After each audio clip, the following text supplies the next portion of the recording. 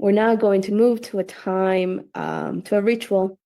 Our group wanted to invite us into this ritual, a time for us to write down in the chat, both here on Zoom or wherever you're joining us from, whether it's Facebook or YouTube, what is something we want to rid ourselves and our communities of?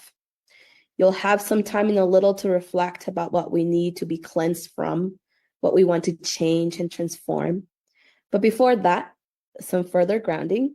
We brought in our movement ancestor James Baldwin during our service framing by Olivia. And there's another quote by him in his book, The Fire Next Time, that we wanted to offer now. He says, if we, and now I mean the relatively conscious whites and the relatively conscious blacks, who must, like lovers, insist on or create the consciousness of the others, do not falter in our duty now, we may be able, handful that we are, to end the racial nightmare and achieve our country and change the history of the world. If we do not now dare everything, the fulfillment of that prophecy recreated from the Bible in song by a slave is upon us. God gave Noah the rainbow sign. No more water, the fire next time. So to hold us during this time of reflection and give you time to write in the chat your answer to these questions, what are we reading ourselves and our communities of? And what do we want to change, transform? We're going to play an incredible video that the culture team at the Cairo Center put together of Ella's song in tribute of Ella Baker's life and leadership. We will then have Olivia help us burn each of these things that you have put in the chat. And then Courtney will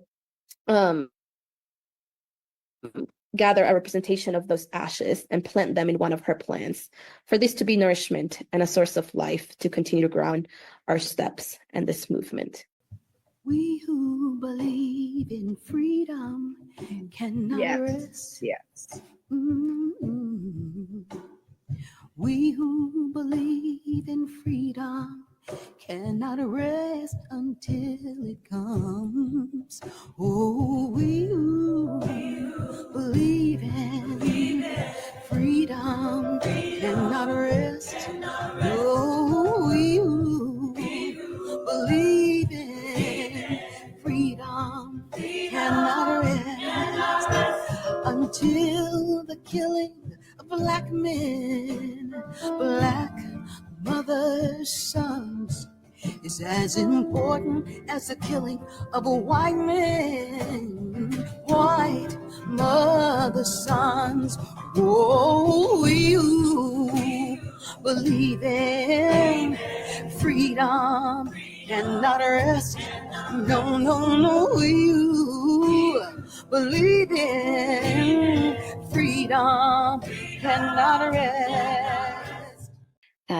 We want to cleanse our communities of lies and division, of doubt, performance activism, and attention seeking, of greed, poverty, injustice, unjust power, lies, division, doubt, and what gets in the way of liberation, of preconceived notions and stereotypes that cause division and injustice to perpetuate, of the fear of those we don't know and the fear of what's to come, of hate and division, war and genocide, preparation of armaments of war, of ignoring the people around us, and of insecurity, fear, and the fear of speaking up for injustices.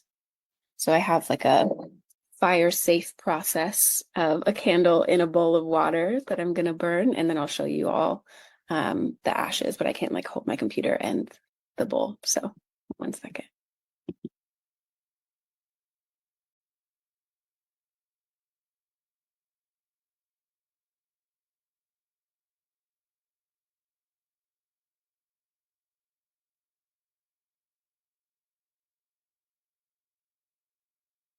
So it is. Amen. We've lifted up what we would like to get rid of, burned it, And now we'll use those ashes to help us nourish a plant.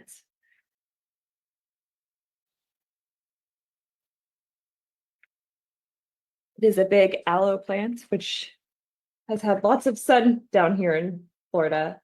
And so it grows. You've heard of it said before that from the ashes, new things will rise. And we need both water and fire to help us grow.